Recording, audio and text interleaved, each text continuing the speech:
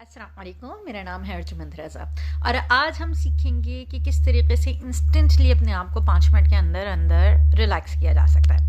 एक Japanese technique है, आपने बहुत सारे लोगों को करते हुए देखा भी होगा और आज हम सीखेंगे किस तरीके से कैसे कर सकते हैं। अगर आपको और जानना है और इस तरह की टेक्निक्स को लर्न करना है, मेथड्स को सीखना है, एक्सरसाइजेस को सीखना है, please don't forget to subscribe my channel and like my video. Let's start with this one. ये जापानीज़ टेक्निक है, बहुत ही मशहूर है, बहुत ही काम की है, इस पर बहुत सारी यूनिवर्सिटीज़ ने रिसर्च किया और ये कामयाब होती है हमेशा। मैं आपको दिखाती हूँ, बताती हूँ। जैसे कि ये हमारा हाथ है और हमारी ये पांचों उंगलियाँ अलग अलग इमोशंस को रिप्रेजेंट कर रही होती हैं। जैसे कि ये जो हमारा जो थंब है ये हमारी एंजाइटी को रिप्रेजेंट करता है, या ऐसी कोई चीज़ जो हमारे पास होने वाली हो फ्यूचर में, उसका खौफ जो है ना उसको रिप्रेजेंट कर रहा होता है। फिर उसके बाद ये फेयर को रिप्रेजेंट करता है, एक ऐसा फेयर जो हमारे प्रेजेंट में मौजूद है कि जैसे कुछ हो ना जाए, कुछ ऐसा ना हो जाए, वैसा ना हो जाए, ये फेयर को रिप्रेजेंट कर रहा होता है। ये जो हमारी जो मिडिल फिंगर है ये एंगर को रिप्रेजेंट करती है। और बहुत सारी पेरेंट्स में, बहुत सारी मदर्स में बहुत ज़्यादा गुस्सा होता है अपने बच्चों को लेके, और वो कहती है कि आप हमें कोई ऐसी तरकीब बताइए कि जिसके बाद जो ना वो हमारा गुस्सा बिल्कुल वैसा ना रहे, फिर उसके बाद हम अपने बच्चों को जो ना वो सही से जो ना मैनेज कर पाएँ। फिर ये वाली जो फिंगर ये सैडनेस को जो ना वो रिप्रेजेंट करी होती है। तो हर किस्म की सैडनेस, डिप्रेशन, ये सारी चीज़ें जो होती है ना ये फिंगर रिप्रेजेंट करती है।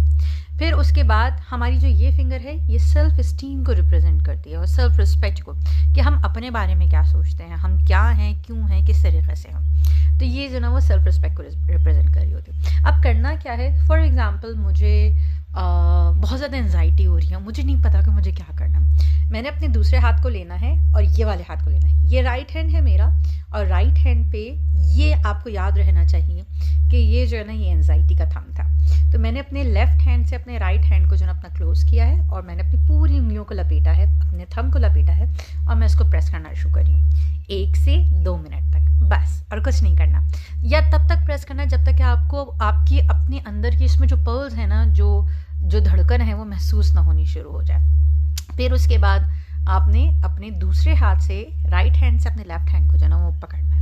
इस तरीके से करिए, क्योंकि मुझे एंजाइटी हो रही है, लेकिन अब मैं कहूँ कि नहीं जी मुझे एंजाइटी नहीं हो रही, मुझे डिप्रेशन हो रहा है, तो मैं क्या करूँगी, मैं अपनी इस वाली जो फिंगर को, जो ये वाली फिंगर है, रिंग फिंगर जिसे हम कहते हैं, मैं अपनी इस वाली फिंगर को जो ना पकड़ूंगी तब तक जब तक मैं अपना पल्स खुद महसूस नहीं कर सकती, और फिर उसके बाद मैं इसको छोड़ के दूसरी तरफ दूसरे फिंगर को पकड़ लूँगी और तब तक करूँगी जब तक मैं अपना पल्स महसूस नहीं कर सकती। तो ये समझना बहुत आसान है, टेक्निक बहुत इजी है। गुस्सा आ रहा है, आपने पकड़ लिया अपने थंब को, बच्चों पे गुस्सा करने के बजाय अपनी पल्स को नोट करना शुरू किया, क्या है आपको पल्स महसूस हो रही है, नहीं हो रही, फिर उसके बाद रिएक्ट करेंगे। और फिर उसके बाद आपने जब आपका राइट हैंड हो गया मुकम्मल तो आपने लेफ्ट हैंड पे अपना शुरू कर दिया। आई होप ये एक्सरसाइज जो है वो बहुत आसान है, बहुत ईजी है। ट्रस्ट मी, ये बहुत काम की एक्सरसाइज है। इंस्टेंटली 5 मिनट्स में आपको जो ना वो रिलीव करेगी, रिलैक्स करेगी। जापानीज एक्सरसाइज है और बहुत ही मशहूर है। Stay connected, stay tune for more further therapies.